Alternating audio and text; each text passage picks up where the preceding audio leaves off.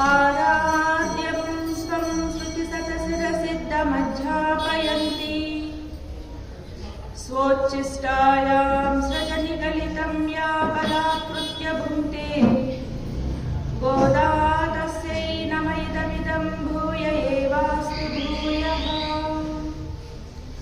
आपदामपहर्तारं दातारं सर्वसम्पदां लोकाभिरामं श्रीरामं भूयो भूयो नमाम्यहम्। श्रीगुरुभ्यो नमः। प्रिय భగవద్బంధువులారా, నేటికి ఎన్నో మాస్టర్లోకి వచ్చాం. 11వ మాస్టర్లోకి ప్రవేశించాం. నిన్నటి రోజున గోపికలు అంతా కూడా ఒక అందమైనటువంటి గోపిక ఇంటికి వెళ్ళారు. చాలా అందమైనటువంటి గోపిక అని చెప్పుకున్నాం. ఈ అందమైనటువంటి గోపిక ఏకేంద్రియ అవస్థలో ఉంది అంటే తన ఇంద్రియ వ్యాపారాలన్నింటినీ కూడా కట్టడి చేసి తన బుద్ధిని భగవంతుడి పైన మాత్రమే కేంద్రీకృతం చేసి ఆయనతోటి ఆనందాన్ని అనుభవిస్తూ ఉన్నటువంటి ఒక గోపికని మేల్కొల్పారు. ఈ గోపికలంతా కూడా వాళ్ళ మానసిక స్థితి ఎలా ఉన్నదయ్యా అంటే, మనకు చైతన్య మహాప్రభు అంటే ఈ కృష్ణ భక్తి అనే దానిని మొట్టమొదటిగా ప్రచారం చేసినటువంటి చైతన్య మహాప్రభు, ఈయన ఎవరైనా అంటే సాక్షాత్ శ్రీకృష్ణుడే మరలా కలియుగంలో చైతన్య మహాప్రభువుగా జన్మించారు అంటారు. అలాంటి ఆ చైతన్య మహాప్రభు చెప్పినటువంటి శిష్టాష్టకంలో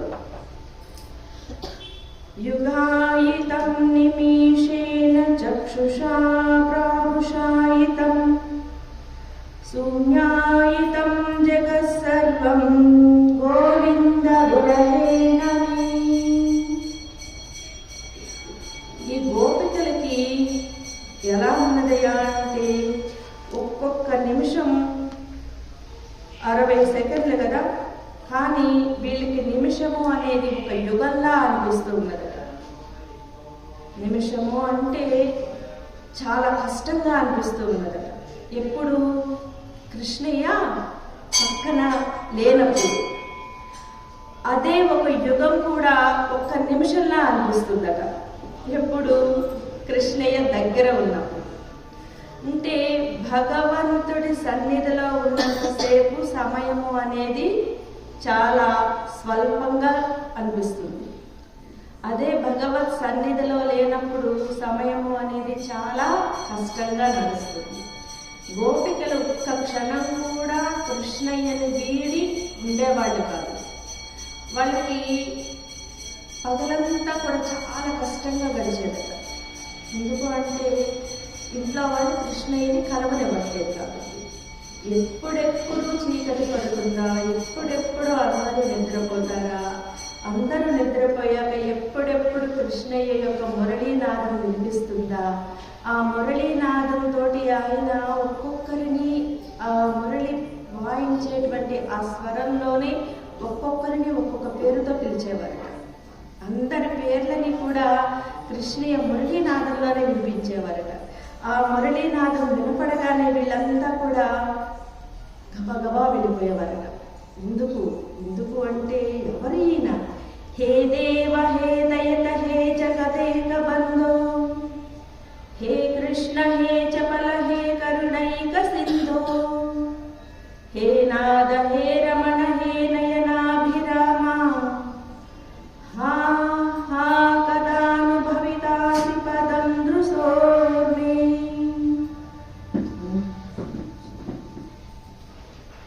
కృష్ణ, నీవు మాకు దూరమైనటువంటి ఒక్కొక్క క్షణం ఉంటుంది చూసావు, అస్సలు ఊపిరి పీల్చుకోవడానికి కూడా చాలా కష్టం అనిపిస్తుంది.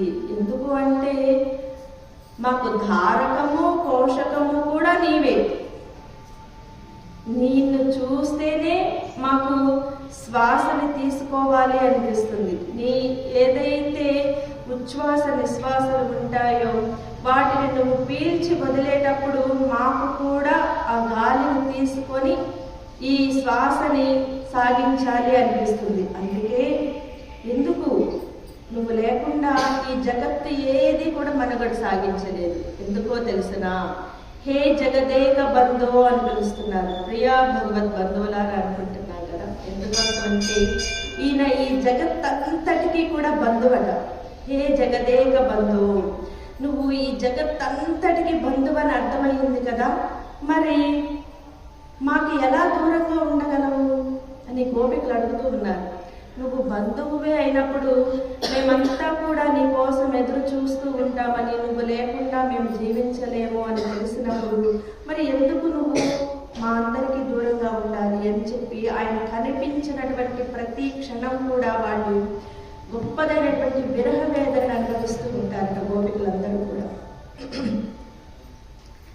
ప్రతిరోజు మనకు పాసురంలో వెళ్ళేటప్పుడు ఆండాళ్ తల్లి తెలియచేస్తూ ఉన్నారు, ఆయన నామాలని మనం కీర్తిస్తూ కృష్ణుణ్ణి కలవాలనే త్వర మీకు లేదా?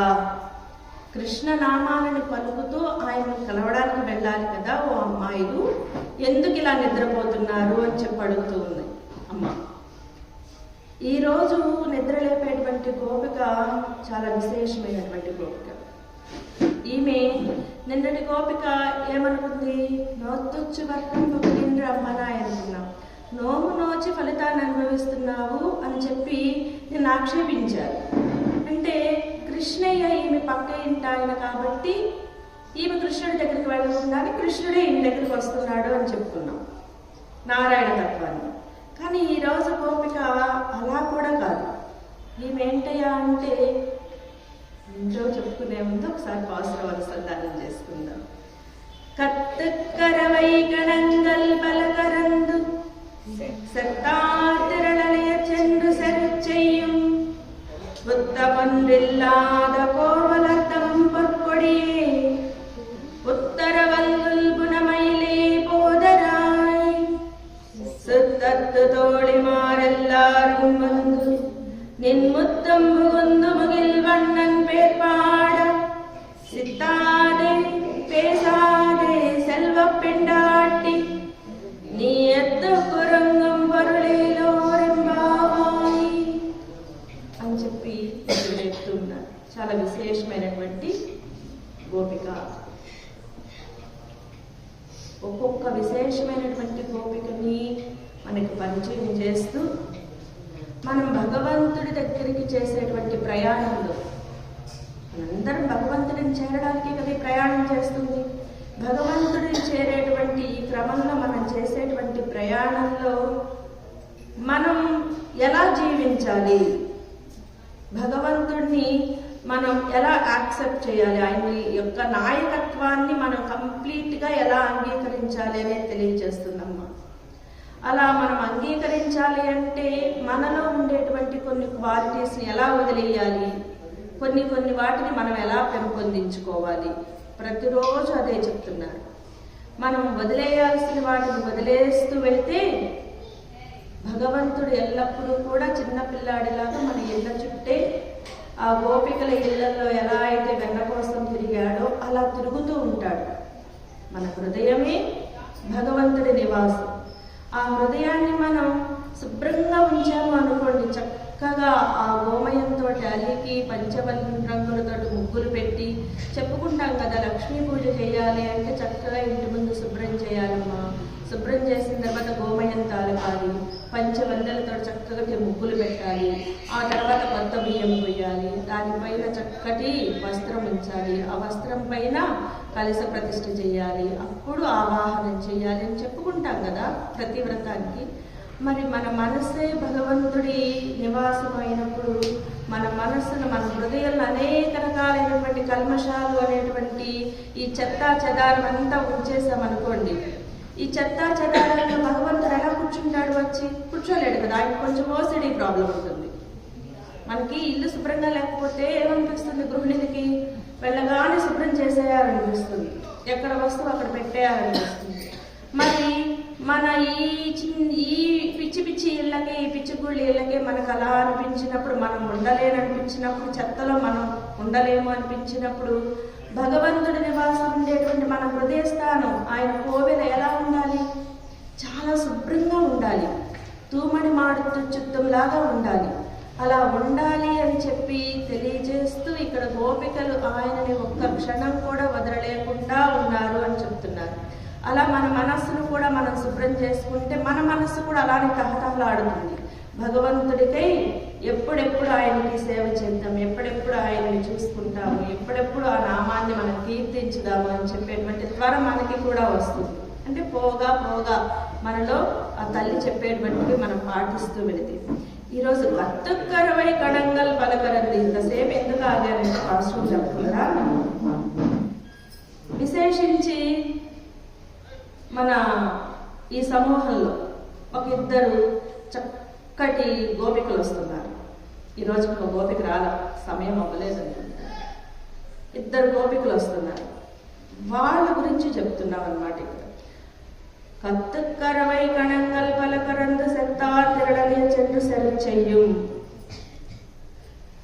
చాలా సంపద కలిగినటువంటి గోపిక.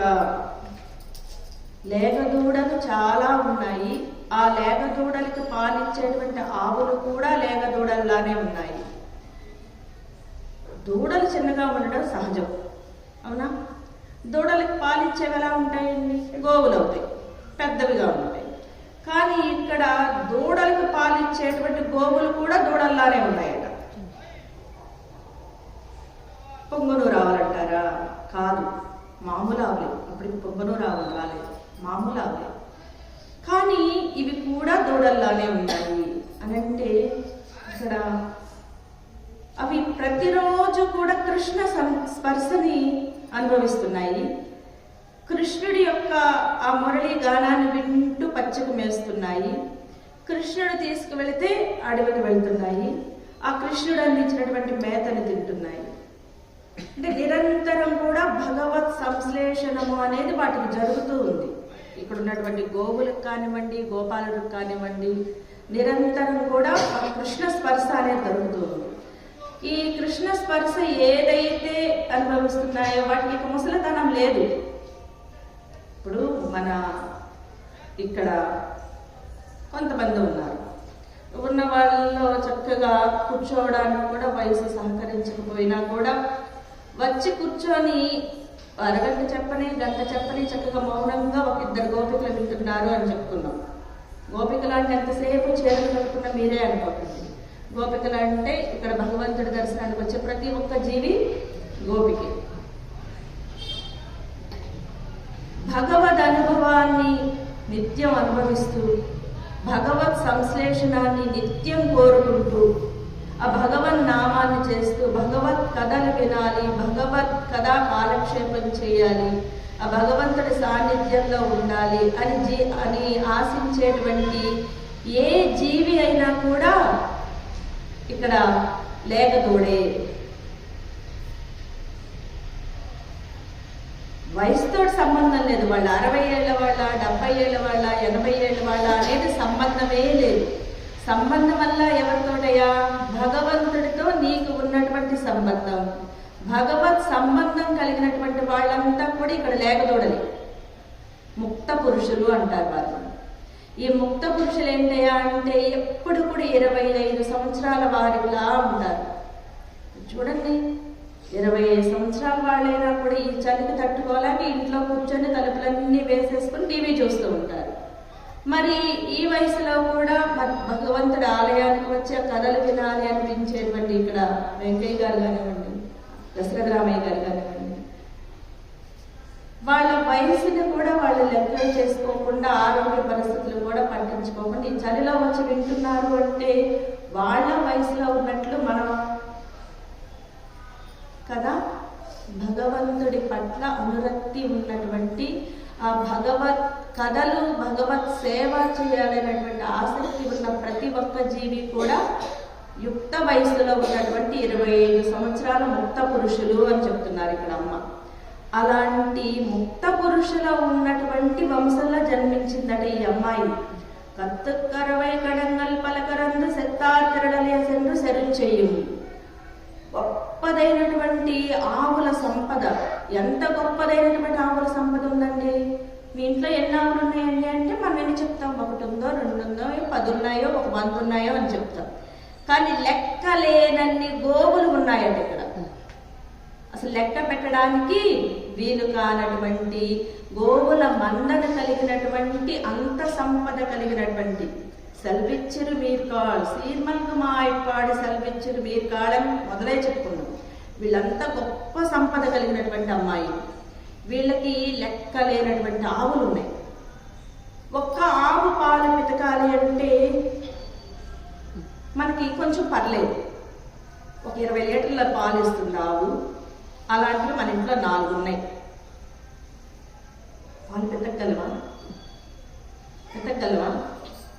ఎంత కష్టమో చూడండి. మన ఇంట్లో బలంగా ఉన్న ఒక వ్యక్తిని పంపించినా కూడా రోజుకి 20 లీటర్ల పాలు ఇచ్చే గోవు యొక్క పాలు పిండాలి అంటే అలాంటివి 10 గోవులు ఉంటే ఇక ఆయన నెక్స్ట్ డే ఈ 10లో ఒకదాన్ని ఉంచుకుని 9 పంపించేద్దాం అమ్మాయి, నా వల్ల కాదు అంటారు కదా. కానీ ఇక్కడ లెక్క లేనటువంటి గోవులు ఉన్నాయి. ఆ గోవుల యొక్క పాలు పితికేటువంటి, ఆ లెక్కలేనటువంటి గోవులు అన్ని పాలిచ్చేటువంటి గోవులే. ఆ లెక్కలేనటువంటి గోవుల యొక్క పాలు పితికేటువంటి దేహ దారుఢ్యం కలిగినటువంటి గోపాలనట వీరు. ఎంత దేహ దారుఢ్యం ఉందో చూడండి వాళ్ళకి. అలాంటి గోపబాలుడు కాదు వీళ్ళు, గోపాలుడు కాదు వీళ్ళు. మంచి శరీర పుష్టి కలిగి ఉన్నవారు.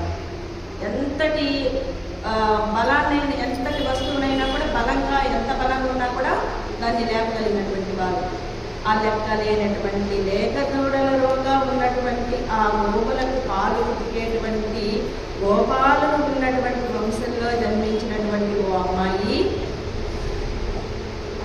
గొప్పదైనటువంటి సంపద కలిగినటువంటి అమ్మాయి అని చెప్తూ వీరు గోపాలుడే ఆవు పాలు తీసుకుంటూ మాత్రమే ఉంటారనుకుంటున్నారేమో.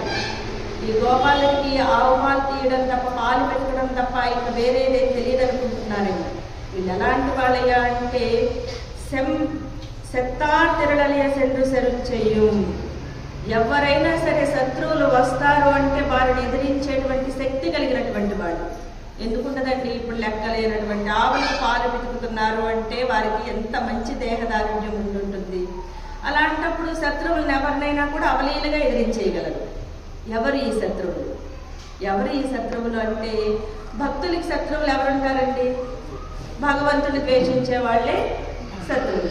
వేరే శత్రుత్వం ఏమి ఉండదు. భగవంతుడికి ఎవరైతే విరోధంగా ఉన్నారో, భగవన్ నామం పలకడానికి ఎవరైతే అడ్డం చెప్తున్నారో వాళ్ళే శత్రువులు. ప్రత్యక్ష శత్రుత్వం ఏం అక్కర్లేదు. భగవంతుడితో శత్రుత్వం ఉన్న ప్రతి ఒక్కడు కూడా ఇక్కడ భక్తుడికి శత్రువు. అలా భగవంతుడికి శత్రువులు ఎవరైతే ఉన్నారో వారిని ఎదిరించగలిగినటువంటి సామర్థ్యం కలిగినటువంటి, జ్ఞానం కలిగినటువంటి వారు మనం చెప్పుకోవాలి అంటే. మరలా అక్కడ బృందావనంలో ఉన్న రకంగా చెప్పుకోవాలి అంటే కంసుడు ఉన్నాడు కదా పక్కన. ఈ కంసుడు ఏం చేస్తున్నాడయ్యా అంటే కృష్ణయ్య మీదకి రకరకాలైనటువంటి రాక్షసుల్ని పంపిస్తున్నాడు. అట్ ద సేమ్ టైం ఆయన ఎప్పుడు దండెత్తి సైనికులతో వస్తాడు, రాక్షస సైనికులతోటి అని చెప్పి ఈ గోపాలులందరూ కూడా వాళ్ళ స్వవృత్తి అయినటువంటి పాలు పితకడం చేస్తున్నారు. కానీ ఎప్పుడైనా సరే కృష్ణయ్య మీదకి ఎవరైనా ఎదురు వస్తారేమో, దాడికి వస్తారేమో అని చెప్పి వీరు ఎల్లప్పుడూ సిద్ధంగా ఉంటారట వారిని ఎదిరించడానికి. అంటే అంతటి బలమైనటువంటి శత్రువులను వచ్చేటువంటి సైనికులను కూడా ఎదిరించగలిగినటువంటి బలం కలిగినటువంటి వాళ్ళు వీళ్ళు, దేహదారుణ్యం కలిగినటువంటి వాళ్ళు. వీళ్ళు భగవంతుడికి జ్ఞానం కలిగిన వాళ్ళు అని చెప్పుకుంటున్నాం, పాలు పితుకుతారు అని చెప్పుకుంటున్నాం. ఇక్కడ గోపాలుడి యొక్క స్వధర్మం ఏంటి? గోవుల పెంపకం, గోవుల యొక్క పాలు తీయడం, పాలని విక్రయించడం. ఎప్పుడైనా సరే స్వధర్మము అనేది ఉత్తమమైనది. మన ధర్మాన్ని వదిలేసి ఇంకొక పని చేస్తాను అంటే అది చాలా భయాన్ని కలిగిస్తుంది అని చెప్పి కృష్ణయ్య భగవద్గీతలో తెలియజేస్తాడు. అందుకనే భగవంతుడైనటువంటి కృష్ణయ్య కూడా ఈ గోపాలుడి వంశంలోకి వచ్చినందుకు ఆయన ఏం చేశారు? ఆయన కూడా ఆవులనే కాశారు. చక్కగా నేను శ్రీమన్నారాయణుడి అవతారము, నేను ఆవులను కాసేదేంటని ఆయనేమనుకోలేదే. నేను గోపాలుడి వంశంలో వచ్చాను కాబట్టి నా స్వధర్మం ఏంటయ్యా అంటే ఒక గోపాలుడిగా ఆవుల్ని మేపడం, ఆవుల్ని పోషించడం, ఆవుల పాలు పితకడం. ఇక్కడ ఆయన ప్రతిరోజు కూడా అదే పని చేసేవాడు.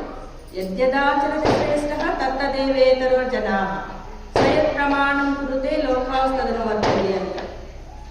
ఆచార్యులైనటువంటి వారు దేన్ని ఆచరిస్తారో, ఆ ఇంట్లో పెద్ద అయినటువంటి వారు దేన్ని ఆచరిస్తారో, ఆ ఊరికి గ్రామానికి పెద్ద అయినటువంటి వారు దేన్ని ఆచరిస్తారో, ఒక దేశానికి ప్రధానమంత్రి అయినటువంటి వారు దేన్ని ఆచరిస్తారో, కింద ఉన్నవాడు దాన్నే ఆచరించాలి, దాన్నే ఫాలో అవుతారు. ఇంట్లో నాన్న టీవీ చూస్తూ కూర్చొని పిల్లాడిని హోంవర్క్ చేయమంటే చేస్తాడా? చేయడు కదా. ఆయన కూడా టీవీనే చూడాలనుకుంటాడు. ఇంట్లో ఏదైనా సరే పని పెద్దవాళ్ళు ఎలా చేస్తున్నారు, పెద్దవాళ్ళు రోజు ఉదయాన్నే చక్కగా శుభ్రంగా స్నానం చేసి భగవంతుడి ఆరాధన చేసిన తర్వాత అల్పాహారం లాంటివి తీసుకుంటూ ఒక మంచి టైం టేబుల్లో ఉన్నారు అనుకోండి, పిల్లలకి ఆటోమేటిక్గా చెప్పక్కర్లేదు. అసలు ఆ ఇంట్లో ఉన్న పిల్లలకి ఇంకా చెప్పక్కర్లేదు. వాళ్ళు కూడా ఉదయాన్నే లేవడం, చక్కగా స్నాన సంధ్యాదులు పూర్తి చేసుకోవడం, తర్వాతనే తినడం లాంటివి చేస్తారు. అలా ఏం కాదు, మాకు వీటితో సంబంధం ఏముంది, సరైన స్నానం చేయకపోతే నోరు తినకూడదా అనుకున్నామనుకోండి, మన పిల్లలు కూడా అలానే ఉంటారు. మనం ఏది చేస్తామో అదే పిల్లలకి వస్తుంది. మనం ఒక ధర్మంలో వెళుతూ ఉంటే ఆ ధర్మాన్ని పిల్లలకు అందించగలుగుతాం. మనమే ధర్మంలో లేము అనుకోండి, ఇక పిల్లలకి ధర్మం ఎలా చెప్పగలం? పిల్లాడు వచ్చి అమ్మ ఇవాళ రామాయణంలో ఎస్ఏ రైటింగ్ ఉంది, నాకు ఆ రామాయణంలో ఉన్నటువంటి విభీషణుడు కథ చెప్పు అని అడిగారు. అడిగినప్పుడు నీకు తెలిస్తేనే కదా నువ్వు విభీషణుడి గురించి పిల్లాడికి చెప్పగలిగేది. వెంటనే చాట్ జీపీటీ ఓపెన్ చేసేసి అందులో కథలు తీసేసుకుని చెప్తానంటే కుదరదు. తల్లి తండ్రి దాని మీద జ్ఞానం కలిగి ఉంటే పిల్లలకి చెప్పడానికి అవుతుంది. ఆ పిల్లలు ఏమవుతారు, నెక్స్ట్ జనరేషన్కి మంచి సంపద అవుతారు. ఎప్పుడైనా సరే పెద్దలు చెప్పినటువంటి పనులే చేస్తాము మేము అని చెప్పి ముందే చెప్పారు. చెయ్యాదన చెయ్యం, మా పెద్దలు చెప్పినటువంటి పనులు తప్ప వేరేవి చెయ్యము అని చెప్పి. ఇక్కడ పెద్దలు చెప్పినటువంటి పనులు ఏంటంటే పశువుల పెంపకం, ఆ గోవుల్ని చూసుకోవడం. కాబట్టి మేము అవే చేస్తాం. కానీ కృష్ణయ్యకి ఎవరైనా ఆపద కలిగించాలని చూస్తూ ఊరుకోము అనేటువంటి గోపాలుర వంశంలో పుట్టినటువంటి ఓ అమ్మాయి. ఈ అమ్మాయి కూడా ఎవరయ్యా అంటే ఉత్తమండ్రిల్లారు, ఏ దోషము లేనటువంటి గోపాల వంశంలో పుట్టింది. వీళ్ళకి ఇక దోషాలు ఎందుకుంటాయండి? అసలు భగవంతుడే వారి ఇంట్లో తిరుగుతూ ఉన్నప్పుడు ఇక ఏ దోషము వీరిని అంటది కదా. అలాంటి దోషం ఏది లేనటువంటి ఆ గోపాల వంశంలో పుట్టిన అమ్మాయి అని చెప్పంటూ కోవలర్థం పొడియే. ఈ గోప వంశంలో ఈమె ఎలా ఉన్నదట? బంగారు తీగలాగా ప్రకాశిస్తూ ఉన్నదట. బంగారు తీగలాగా ప్రకాశిస్తుంది అని చెప్తున్నారు. బంగారు తీగ అంటే మనం నిన్న కూడా చెప్పుకున్నాం, ఆధారం ఆదేయం అన్నప్పుడు భగవంతుడే అన్నిటికీ ఆధారం. ఇక్కడ తీగ అనగానే చాలా డెలికేట్గా ఉంటుంది అని అనుకోవాలి. కానీ ఇవి భగవంతుడే ఆధారము, భగవంతుడికే నేను ఆధీనురాలిని అనేటువంటి భావనలో ఉన్నటువంటి గోపిక, ఒక లతలాగా. ఎట్ ద సేమ్ టైం ఆ తీగ కూడా ఏదని చెప్తున్నారు? బంగారం లాంటి తీగ అంటున్నారు, బంగారు తీగ అంటున్నారు. బంగారు తీగ ఎంత స్ట్రాంగ్గా ఉంటుందో చూసారా? బంగారాన్ని అసలు మనము బ్రేక్ చేయాలంటే అవ్వదు. అది వంచిన కొద్ది వంగుతుందేమో కానీ అసలు బ్రేక్ అవ్వదు, చాలా స్ట్రాంగ్గా ఉంటుంది బంగారం. అది చూడడానికి చాలా సన్నగా కనిపిస్తుంది కానీ బంగారు తీగ, దాన్ని మనం బ్రేక్ చేయాలంటే చాలా కష్టం అవుతుంది. అంటే ఈ అమ్మాయి చాలా గొప్పదైనటువంటి తీగలాగా ఉన్నది, భగవంతుడి మీద ఆధారపడినట్లు ఉంది. ఆ ఆధారపడినటువంటి అమ్మాయి ఏమైనా సున్నితంగా ఉందా అంటే లేదు, చాలా దృఢంగా ఉంది. దేనిలో దృఢంగా ఉంది అంటే భగవద్భక్తి అనేటువంటి దానిని, భగవద్ అనుభవము అనేటువంటి దాని పట్ల ఆమె చాలా దృఢంగా ఉంది. కాబట్టి ఈ తీగకి అసలు ఇబ్బందే లేదు. అలాంటి భగవద్ అనుభవము అనే దానిని భగవంతుడే నాకు ఆధారము, కృష్ణయ్యే ఆధారము అనేటువంటి ఆ బంగారు తీగలాగా మెరుస్తూ ఉన్నటువంటి ఓ అమ్మాయి, పుత్తర వల్గుల్ పురమయిలే, పుట్టలోని సర్పము వంటి నితంబము కలిగిన దానా అంటున్నారు. పుట్టలోకి పాము వెళ్ళేటప్పుడు ముందు తలని లోపలికి పెట్టి వెళ్తుంది. తలని లోపలికి పెట్టుకుని వెళ్ళి తలని మధ్యలో పెట్టి దాని చుట్టూ ఈ బాడీని మొత్తం రౌండ్గా పేరుస్తుంది. మొత్తం చుట్టలాగా చుట్టి మరలా బయటికి రావడానికి వీలుగా తలని ఆ రంధ్రానికి ఎదురుగా పెట్టి ఆ చుట్ట పైన తలని పెట్టి పడుకుంటుంది పాము.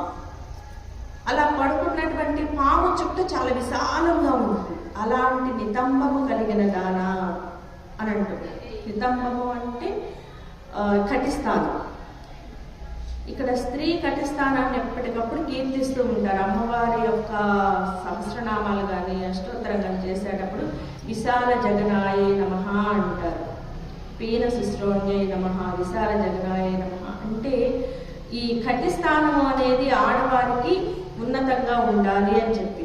ఎందుకు ఉన్నతంగా ఉండాలి అంటే ఈ కటిస్థానం దేనిని చెప్తుందయా అంటే మూలాధారాన్ని చెప్తుంది. మూలాధారము అంటే భూతత్వం. భూమి అందరినీ భరించాలి కదా, అందుకని విశాలంగా చాలా పుష్టిగా ఉండాలి. అలానే ఒక స్త్రీ సంతానాన్ని పొందాలి అన్నా, ఆ సంతానాన్ని పొందిన తర్వాత వారిని ఒళ్ళో కూర్చోబెట్టుకుని పాలు ఇవ్వాలన్నా, వారిని ఆడించాలన్నా కూడా అన్నిటికీ కూడా ఈ మూలాధారం ఏదైతే ఉంది, కటిస్థానం ఏదైతే ఉంది, అది చాలా దృఢంగా ఉండాలి. ఒక బిడ్డని గర్భాన మొయ్యడానికి, మోసిన తర్వాత ఆ బిడ్డ పుట్టిన తర్వాత స్తన్యమిచ్చి పెంచడానికి కూడా ఆ కటిస్థానం అనేది చాలా బలంగా ఉండాలి అని చెప్పి అలాంటి స్థానం నితంబము కలిగిన దానా అంటున్నారు. మనకి అమ్మవారి నామాల్లో కూడా కటిస్థానం అందుకనే చెప్తారు. ఈ సృష్టి అంతటికి తల్లి అయినటువంటి ఆమె మరి మనందరినీ ఒళ్ళో కూర్చోబెట్టుకుని స్తన్యం ఇవ్వాలి అంటే మరి ఎంత విశాలమైనటువంటి నితంబం ఉండాలి. ఇక్కడ ఈ అమ్మాయిని విశాలమైనటువంటి నితంబం కలిగిన దానా అని చెప్పి అంటున్నారు. అలానే చక్కటి కేశ సంపద ఉన్నదట. పుత్తరవల్గుల్ పునమయ్యలే. ఎలాంటి కేశ సంపద అంటే ఒక నెమలి కనుక పురివిప్పి ఆడేటప్పుడు ఎంత సౌందర్యంగా ఉంటుందో అలాంటి కేశ సౌందర్యం కలిగినటువంటి ఓ అమ్మాయి అంటున్నారు. ప్రతిరోజు పాసుల్లో కూడా కేశ సౌందర్యం చెప్పుకుంటున్నాం. ఈ కేశ సౌందర్యమే భగవంతుడి పట్ల ఉండేటువంటి భక్తి. ఈ భక్తిని మనం ఎంత బాగా పెంపొందించుకుంటే ఆ కేశాలు అంత బాగా పెరుగుతాయి. లౌకిక ప్రపంచంలో ఒక పురుషుడు ఒక స్త్రీని ఇష్టపడాలి అంటే ఆ అమ్మాయికి చక్కటి కటిస్థానం మంచిగా పుష్టిగా ఉండాలి. అలానే కేశ సౌందర్యం బాగుండాలి. అలా ఉన్నవారిని పురుషుడు ఇష్టపడతాడు అని చెప్పి ఇక్కడ చెప్తూ ఉన్నారు లౌకికంగా.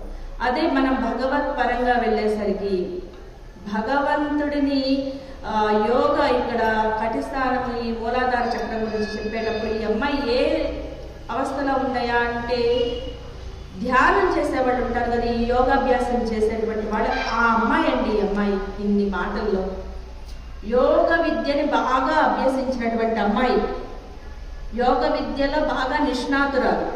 ఈ అమ్మాయి ఈ మూలాధారం నుంచి సహస్రారం వరకు చెప్తున్నారు. మూలాధారంలోనేమో నితంబము అని చెప్పారు. అక్కడికి వచ్చి పున్మైలే కోదర అంటే ఈ నెమలి యొక్క పురివిప్పినటువంటి కేశ సౌందర్యాన్ని చెప్తూ సహస్రారాన్ని చెప్తున్నారు. మనం భగవంతుడిని పొందాలి అంటే ముందు కుదురుగా కూర్చోవడం రావాలి. కూర్చోవడం వస్తేనే కదా ఒక ధ్యాస పెట్టగలుగుతాము, ఒక దానిపైన మనసుని కేంద్రీకృతం చేయగలుగుతాము.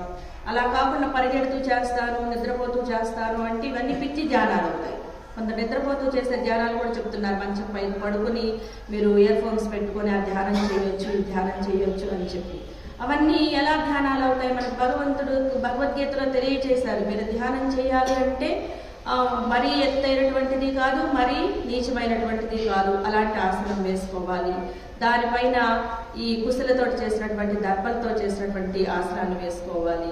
చక్కగా కూర్చోవాలి, కుదురుగా కూర్చోవాలి, పద్మాసనం వేసుకొని కూర్చోవాలి. కూర్చున్న తర్వాత మీ కళ్ళు రెండు కూడా ఇలా మూసి ఆ నాసికాగ్రం పైన పెట్టాలి అని చెప్పే కదా భగవంతుడు మనకి కృష్ణయ్య ధ్యానానికి సంబంధించినటువంటి పొజిషన్ చెప్పింది. కానీ ఇప్పుడు కొన్ని యోగా క్రియలు చూసినప్పుడు, కొన్ని ధ్యాన ప్రక్రియలు చూసినప్పుడు వాళ్ళు ఏంటయ్యా అంటే, నేను చూసినంత వరకు పడుకుని కూడా ధ్యానం చేయొచ్చు. ఇయర్ ఫోన్స్ చెవిలో పెట్టుకుంటారు, వాళ్ళు ఏవో చెప్తూ ఉంటారు. ఎలా అంటే జస్ట్ యూట్యూబ్లో మనం ఏదో పాటలు వింటూనో లేదంటే నిద్ర పట్టకపోతే ఏదైనా చేస్తూనో ఉన్నట్లుగా ఉంటుందన్నమాట. వీళ్ళు ఒకసారి మంచం పైన ఈ శరీరాన్ని శవాసనం వేయించాక అది చక్కగా నిద్రే కదా పోతుంది, ఇంకా ధ్యానం ఎక్కడ చేస్తుంది? నీల మూలాధార చక్రం ఎక్కడ మేలుకుంటుంది? తర్వాత ఉన్నటువంటి అనాహత చక్రం ఎక్కడ మేలుకుంటుంది? ఆజ్ఞా చక్రం ఎక్కడ మేలుకుంటుంది? సహస్రారం ఎక్కడ మేలుకుంటుంది? లేదు కదా. ఒక ప్రక్రియ అనేది ఉంది. కాబట్టి ఈ మూలాధారాన్ని పటిష్టంగా ఉంచుకోవాలి. నితంబము చాలా పటిష్టంగా ఉండాలి, చక్కగా కూర్చోవాలి. తర్వాత మన శ్వాస పైన పట్టు ఉంచాలి. ఈ శ్వాస పైన ధ్యానాన్ని ఉంచి ఆ తర్వాత కేంద్రీకృతం చేసినటువంటి శ్వాసనే మనం తీసుకుంటే ఈ చక్రాలన్నిటినీ ఒక్కొక్కటి 8 చక్రాలని మేల్కొల్పుకుంటూ రావాలి. చివరగా సహస్రార చక్రం ఓపెన్ అయితే ఆ సహస్రదళ పద్మంలో భగవంతుడు మనకి జ్యోతి రూపంలో కనిపిస్తాడు. ఈ అమ్మాయి అలాంటి అమ్మాయి. ఈ అమ్మాయి చక్కగా ధ్యాన దాంట్లో యోగ విద్యలో ఆరితేరినటువంటి అమ్మాయి అన్నమాట. ఈ అమ్మాయి మూలాధారం చక్కగా పటిష్టంగా ఉంది. ఈ 8 చక్రాలని మేల్కొల్పింది. ఎలా? ఉచ్ఛ్వాస నిశ్వాసంలో కృష్ణ నామాన్ని పెట్టి ప్రతి శ్వాసలోనూ ఆ నామాన్నే ధ్యానిస్తూ ఈ 8 చక్రాలను మేల్కొలిపి ఆ సహస్రారంలో ఉన్నటువంటి భగవంతుడైనటువంటి కృష్ణయ్యను చూస్తూ ఉంది ఈ అమ్మాయి. అందుకనే ఈ అమ్మాయి ఎవరయ్యా? కోవలర్థం పొర్పొడియే, బంగారు తీగలాగా మెరుస్తుంది. యోగ విద్యలో అంత స్టేజ్కి వెళ్ళి సహస్రారం కూడా ఓపెన్ అయ్యి అక్కడ భగవంతుడి దర్శనం జరిగేదేంటి? మరి బంగారు తీగలాగా మెరవడమే కదా. అందుకోసం ఇంత విశేషమైనటువంటి అమ్మాయి ఈ రోజు పాశ్రంలో ఉన్నటువంటి గోపిక. యోగ విద్యని కంప్లీట్గా అభ్యసించినటువంటి గోపిక. అలాంటి ఆ గోపికని పోదరాయ్, ఓ అమ్మ లేచిరా అమ్మ, ఓ బంగారు తీగ, నువ్వు లేచి వస్తే నీ ప్రకాశంతో మేమందరము నీ వెనక వెళ్ళాలి అని చెప్పి నీ ఇంటి ముందుకు వచ్చి నించున్నాము. ఇలా నువ్వు నడిచి వచ్చి మన బృందంలో చేరితే అసలు బృందానికే వెలుగు వస్తుంది అని చెప్తున్నారు. వెంటనే అమ్మాయి అడుగుతుంది, అందరూ వచ్చారా అని అడిగింది. అడగగానే సుత్తత్త తోడి మారెల్లారం ముందు చుట్టరకం కలిగినటువంటి వాళ్ళు, చుట్టరకం కాకుండా స్నేహం కలిగినటువంటి వాళ్ళు అందరం కూడా గుంపులుగా వచ్చేసి నీ ఇంటి ముందు నుంచున్నాము. నువ్వు లేచిరా, నేను ముత్తం బొగుందు నీ ఇంటి ముందుకు వచ్చి నీ వాకిట చేరాము అంటున్నారు.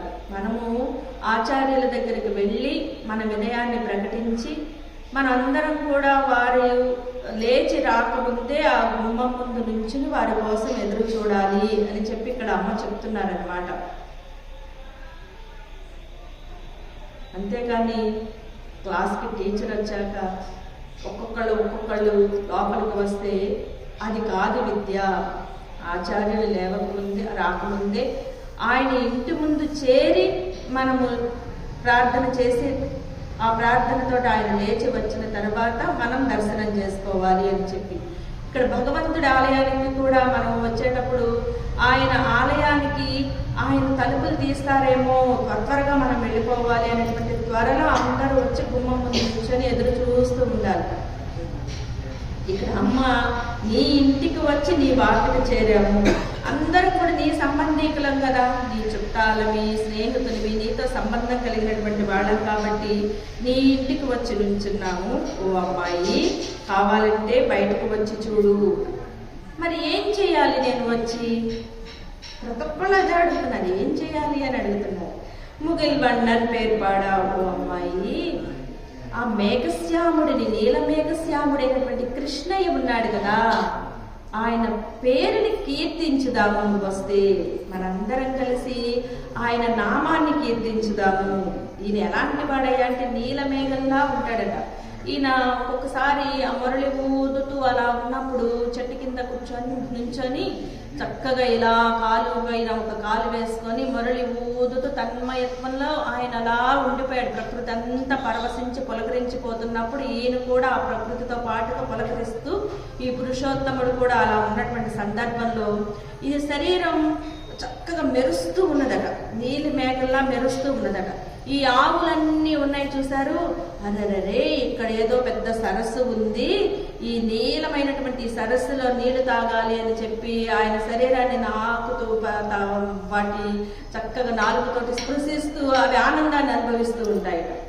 ఈయన ఇలా ఊదుతూ ఉంటే ఈ అడవిలో ఉన్నటువంటి నెమళ్ళన్నీ కూడా ఈ కారు మబ్బు ఇక్కడే పట్టేసింది, కారు మబ్బు ఇక్కడ ఉంది అంటే మనం నృత్యం చేయాలి, మనకు ఆనందమైనటువంటి విషయం కదా అని ఆయన శరీరం ఛాయి చూసి మురిసిపోయి ఆనందంతో మైమరచిపోయి ఈ నెమళ్ళన్నీ కూడా నృత్యం చేస్తూ ఉంటాయి. అంతటి గొప్పటి శరీర ఛాయ కలిగినటువంటి వాడిని మనం కీర్తిద్దాము. అంటే ఆర్తా విషిన్నా శిథిలాచ్చ భీతా ఘోరేషు చ వ్యాధిషు వర్తమానా సంకీర్త్య నారాయణ శబ్దమాత్రం విముక్త దుఃఖా సుఖినో భవంతి అని చదువుకుంటాం కదా. ఆర్తులైనటువంటి వారు, విషన్నులైనటువంటి వారు, బాధతో ఉన్నటువంటి వారు, కోరికతో ఉన్నటువంటి వారు ఎవరైనా సరే సంకీర్త్య నారాయణ శబ్ద మాత్రం, నారాయణ శబ్దాన్ని విన్నంత మాత్రాన్ని వాడి దుఃఖాలన్నీ కూడా పడాపంచలైపోతాయి అన్నట్లుగా ఈ కృష్ణుడిని చూడగానే ప్రతి ఒక్క జీవి కూడా పులకరించిపోతుందట, తన్మయత్వాన్ని చెందుతుందట. అది పశువ, పక్ష, చెట్ట, మనిష, గోవ, అసలు ఏది సంబంధం లేదు. ప్రతిదీ కూడా ఆ కరుణ, ఆ రంగుకే కరుణ. ఆయన రంగుని ఎందుకు చెప్తారంటే కంప్లీట్ వాత్సల్యం కలిగినటువంటి వాడు అని చెప్పడానికే మనకి నీలి మేఘం అని చెప్పేది. అలాంటి కృష్ణయ్యని కీర్తించడానికి లేచి రావమ్మ ఓ బంగారు తీగ, సిత్తాదే పేసాదే. నువ్వు లేచి రాకపోయినా కనీసం ఉలకడమో పలకడమో ఏదన్నా చెయ్యడమో చెయ్యి అంటున్నారు. కనీసం నీ యొక్క ఆ శరీరం నుంచి వచ్చేటువంటి చిన్న శబ్దాన్నైనా మాకు వినిపించు అంటున్నారు. అంటే ఈ అమ్మాయి లేచి బయటికి వస్తుంటే ఆ అమ్మాయి భగవద్ అనుభవంలో ఉండి దాని నుంచి బయటికి వచ్చేటప్పుడు కలిగేటువంటి తత్తరపాటు, ఆ తత్తరపాటుతోటి వచ్చేటువంటి కొన్ని శబ్దాలు వీళ్ళు చూడాలి అనుకుంటున్నారు. భగవద్భక్తులకి ఎలా ఉంటుంది అనమంటే ఎదురు ఉన్నటువంటి ఇంకొక భక్తులు చేసేటువంటి ప్రతి విన్యాసాన్ని చూడాలి, చూసి ఆనందాన్ని అనుభవించాలి. ఎందుకు అంటే ఆయన భగవంతుడిని అనుభవిస్తూ కదా అవన్నీ చేస్తున్నాడు. కాబట్టి మనం కూడా ఆ అనుభవాన్ని పొందాలి అంటే ఆ భగవద్భక్తుడిని మనం చూడాలి. ఆయన ఆ నిద్ర నుంచి లేచి రావడానికి ఏ విధంగా అయితే ఉలికి పడుతూనో, తత్తరపడుతూనో, సర్దుకుంటూనో అలా వస్తూ ఉన్నటువంటి ఆ సౌందర్యాన్ని కూడా మనం వీక్షించాలి అంటూ సిత్తాదే పేసాదే సెల్వ పెండాటి ఓ సంపన్నురాలైనటువంటి అమ్మా అంటున్నాడు. గొప్ప సంపద కలిగినటువంటి ఓ తల్లి అని చెప్పి ఈమె సంపదంతా కృష్ణయే. ఆల్రెడీ ఈమె సహస్రారంలో కృష్ణ దర్శనం జరిగింది. సో ఈమె ఎంతో గొప్పదైనటువంటి జ్ఞానము అనేటువంటి సంపద కలిగినటువంటి కుటుంబంలో పుట్టినటువంటి అమ్మాయి. ఈ అమ్మాయి ఒక్కటే అలాంటి సంపన్నురాలు కాదు, వీళ్ళ కుటుంబం కూడా అట్లాంటిదే. కాబట్టి అంతటి సంపన్నురాలైనటువంటి ఓయమ్మ, నువ్వు ఎత్తకరంగం పరులు, అసలు నీకు ఈ నిద్ర ఎలా పట్టింది అని అడుగుతున్నారు. నీకు మేమందరం ఇలా లేచి ఉంటే నీకు మాత్రం ఎందుకు ఇంత నిద్ర వస్తుంది? నువ్వు ఈ నిద్ర నుంచి లేచి, అంటే ఈ భగవద్ అనుభవం నుంచి కొంచెం లేచి నీ భగవద్ అనుభవాన్ని, ఆ యొక్క ఏదైతే పారవస్యము ఉందో దానిని మాకు చూపిస్తూ నువ్వు బయటికి వస్తే, నువ్వు బయటకు వచ్చేటువంటి నీ సౌందర్యాన్ని చూసి, నువ్వు బంగారు తీగవి కదా, నువ్వు మా బృందంలో చేరితే మా బృందానికి ఒక వెలుగు వస్తుంది. కాబట్టి తల్లి నువ్వు లేచిరా అని చెప్పి ఈరోజు నిద్ర లేపుతున్నటువంటి ఆళ్వార్ తిరుమంగయ్యాళ్వార్. ఈయన ఏంటయ్యా అంటే ఒక నిమ్న జాతిలో జన్మించినటువంటి ఆయనే. ఈయన ఒక రాజుకి సామంతరాజుగా ఉండేవారు అనమాట. ఉన్నప్పుడు ఈయనకి ఒక కుముదవల్లి అనేటువంటి ఒక అమ్మాయి కనిపించింది. ఒక బ్రాహ్మణ కుటుంబంలో పుట్టినటువంటి ఒక బంగారు తీగ లాంటి ఒక అమ్మాయి కనిపించింది. ఆ అమ్మాయిని చూసి ఈయన మోహపరవశుడయ్యాడు.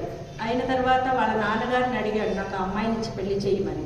మరి సామంతరాజుగా ఉన్నాడు, చాలా దేహదారుణ్యం ఉంది, వద్దు అంటే తిడతాడేమో అని చెప్పి మా అమ్మాయికి ఇష్టమైతే చేసుకో అన్నాడు. అన్నప్పుడు ఆ అమ్మాయి ఏం చెప్పిందయ్యా అంటే, నిన్ను చేసుకోవడానికి నాకు ఎటువంటి అభ్యంతరము లేదు, నువ్వు పంచ సంస్కారాలు ఏవైతే ఉన్నాయో సప్తచక్రార్పణాలు అవి వేయించుకొని నారాయణ అష్టాక్షరి ఉపదేశం పొంది వస్తే నేను నిన్ను పెళ్లి చేసుకుంటాను అన్నది. మరలా ఇంకొక షరతు పెట్టింది, నేను ప్రతిరోజు కూడా 1008 మంది వైష్ణవ భక్తులకి తదియారాధన చేస్తాను, ఆ తదియారాధన నాకు నువ్వు సాగించేట్లయితే నేను నిన్ను పెళ్లి చేసుకుంటాను అన్నది. ఆమె పెట్టినటువంటి ఆంక్షలన్నిటికీ కూడా ఆయన ఒప్పుకొని రాజుకి మహారాజుకు చెల్లించాల్సినటువంటి కప్పను చెల్లించకుండా ఈ తదియారాధన కార్యక్రమం చేస్తూ ఉన్నాడట. ఈ తదియారాధన కార్యక్రమం ఇలా చేస్తూ ఉంటే మహారాజు కోపం వచ్చి ఈయన పైన యుద్ధానికి వచ్చినప్పుడు ఈ యుద్ధంలో కూడా మహారాజును ఓడించాడు. అంతటి బలవంతుడు, మహాకాలుడు అని పిలుస్తారు. అలాంటి ఆయన తర్వాత విరక్తి చెంది ఆ రాజ్యాన్ని వదిలేసి ఈ తదియారాధన చెయ్యాలి అంటే ఎవరైతే భగవత్ విరోధులు ఉంటారో వాళ్ళని కొల్లగొట్టి, ఎవరైతే ధర్మంలో ఉంటారో ఆ ధర్మంలో లేని వారిని కొల్లగొట్టి ఈయన దారి దోపిడీలు చేస్తూ ప్రతిరోజు తదియారాధన చేయిస్తున్నారు 1008 మందికి. అలా చేస్తూ ఉన్నటువంటి మనకి శ్రీరంగం ప్రాకారాలు ఉన్నాయి కదా, 7 ప్రాకారాలు శ్రీరంగంలో. ఆ 7 ప్రాకారాలని అలానే ఈయన భగవంతుడి యొక్క శ్రీరంగనాథుడి 7 ఆలయ ప్రాకారాలని ఆయనే కట్టించారండి. 7 ఆలయ ప్రాకారాలంటే అసలు ఒక్కొక్క ప్రాకారం మధ్య ఒక్కొక్క ఊరు ఉన్నట్లు ఉంటుంది శ్రీరంగంలో. ఆ 7 ఆలయ ప్రాకారాలని కట్టించినటువంటి గొప్ప ఆళ్వారు ఈయన. తనకంటూ ఏం ఉంచుకోలేదు, తను బలంతో కొల్లగొట్టి తెచ్చేవాడు. అంటే భగవంతుడి సొమ్ముని భగవంతుడికే అర్పించేవాడు. భగవంతుడి సొమ్ముని భగవంతుడికి అర్పించకుండా నాది నాది అని అహంకరించేటువంటి దూర్తుల పైన దాడి చేసి ఈయన సంపదతోటి తదియారాధన చేయడం, వైష్ణవ భక్తులకి ఆలయ ప్రాకారాన్ని నిర్మించడం చేశారు. తిరుమంగయ్య ఆళ్వారు చాలా బలవంతుడైనటువంటి ఒక పరమ భక్తుడిగా, అంటే ఒక అమ్మాయి ప్రేమ కోసం భగవంతుడి వైపు తిరిగి, భగవంతుడికి అభిముఖంగా తిరిగి, సాధ్యోపాయం భగవంతుడికి అభిముఖంగా తిరిగి, తర్వాత ఆయనకి దాసుడైపోయి, అభిముఖంగా తిరిగాక ఇక లాస్ట్కి మిగిలేది ఏంటయ్యా అంటే దాస్యమే. ఆయనకి దాస్యమైపోయి ఇక నువ్వు తప్ప నాకు వేరే లేదు, అనన్య శరణత్వము, అనన్య భోగ్యత్వము, అనన్య ఏదైతే అకారత్రయం ఉందో దానిలోకి వెళ్ళిపోయి భగవత్ సేవకుడిగా మారిపోయినటువంటి పరమ భక్తుడు ఈ ఆళ్వార్, తిరుమంగయ్య ఆళ్వార్. అందుకనే గొప్ప వంశంలో జన్మించినటువంటి, బాగా బలవంతులైనటువంటి వారు ఉన్నటువంటి వంశంలో జన్మించినటువంటి దానా అని చెప్పి మనకి ఇక్కడ అమ్మ తెలియజేశారు. అలాంటి ఆళ్వారు ఉన్నటువంటి ఆ పట్టు, అంటే భగవంతుడికి నేను ఏదైనా చేయాలి, ఆ చేసే క్రమంలో ఎవరైనా ఎదురు వస్తే వారిని ఎదిరించైనా నేను ఉండాలి. ఈ ధర్మం సనాతన ధర్మం, నా ధర్మం అనేది మతం కాదు, నా ధర్మం అనేది హిందూ ధర్మం అనేది భగవంతుడి ద్వారా వచ్చిందే కానీ ఎవరో వ్యక్తి చేత స్థాపించబడినది కాదు. ఈ వేదాలే నా ధర్మం. వేదాలు అనేవి ఎవ్వరూ రాసినవి కాదు, అవి అపౌరుషేయాలు, ఒక వ్యక్తి చేత రాసినటువంటివి కాదు. భగవంతుడి జ్ఞానం భగవంతుడి ద్వారా భగవంతుడే మనకి అందించడానికి ఒక శాస్త్ర రూపంలో వచ్చినటువంటి ధర్మం మన సనాతన ధర్మం. అలాంటి సనాతన ధర్మమే మన స్వధర్మం అని పాసురం చెప్తుందండి. మన స్వధర్మం ఏంటయ్యా అంటే మన సనాతన ధర్మాన్ని మనం పాటించడం, మన సనాతన ధర్మానికి ఎవరైనా వ్యతిరేకంగా వస్తే వారిని ఎదిరించడం. ఆ శక్తి మనకి ఉండాలి అని చెప్పి పాసురం ఇక్కడ తెలియజేస్తుంది. స్వధర్మాన్ని రక్షించుకోవాలి, పరధర్మాన్ని మనము పోషించకూడదు. ఆ పరధర్మం ఎప్పటికైనా భయాన్ని ఇస్తుంది. ధర్మో రక్షతి రక్షిత. మనం ధర్మాన్ని రక్షిస్తే ఆ ధర్మమే మనల్ని రక్షిస్తుంది. కాబట్టి మన ఇంట్లో బిడ్డలందరికీ మనం చెప్పాల్సింది ఏంటయ్యా అంటే మన ధర్మం గురించి చెప్పాలి. వారి పక్కలకి, అంటే బయటకు వెళ్ళాక అనేక మార్గాలు పిల్లలు చూస్తూ ఉంటారు. మన ధర్మం గురించి వాళ్ళకి తెలియనప్పుడు పక్కకు వెళ్ళే ఛాన్స్ ఉంది. మన ధర్మాన్ని మనం గట్టిగా చెప్పాలి, పక్కకు వెళ్ళేటువంటి ఛాన్స్ వాళ్ళకి ఇవ్వకూడదు అని తెలియజేస్తూ కర్కటే పూర్వ ఫల్గున్యాం తులసీ కాననోద్భవ